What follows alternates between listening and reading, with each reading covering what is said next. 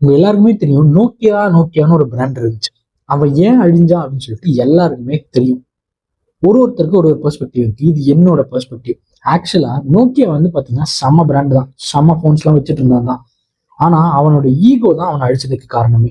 எல்லாருமே வந்து ஒரு கட்டத்தை நோக்கி நகரும் போது அவன் மட்டும் நம்ம ப்ராடக்ட் எல்லாமே சூப்பரா இருக்கு, மக்களுக்கு நம்ம மேல பயங்கரமான நம்பிக்கை இருக்கு, நம்ம யாராலையும் அசைக்க முடியாதுன்னு நினைச்சான். ஆனா உண்மை அது இல்லை. எப்போ பீப்புள் கம்ஃபர்ட்டை தேடி போறாங்களோ, எப்போ பீப்புளோட ட்ரெண்ட் மாறுதோ, அப்போ நம்மளோட பிசினஸையும் நம்ம மாத்திக்கணும். ஸோ இன்கேஸ் இப்போ உங்களோட பிசினஸ்க்கு வந்து பாத்தீங்கன்னா ஆன்லைன்ல எந்த விதமான ப்ரெசன்ஸுமே இல்லை, ஆனா நீங்க இன்னைக்கு உங்களோட பிசினஸ்ல லீடரா இருக்கலாம். பட் இதே நிலைமை வந்து பாத்தீங்கன்னா இன்னொரு 5 வருஷம் கழிச்சு தொடருமா அப்படின்னா கண்டிப்பா தொடராது. அந்த 5 வருஷத்துக்கு அப்புறம் உங்க பிசினஸ் எப்படி இருக்கணும் அப்படிங்கிறதுக்கு நீங்க இன்னைக்கே வந்து ஆன்லைன்ல உங்களோட ப்ரெசன்ஸை கொண்டு வரணும்.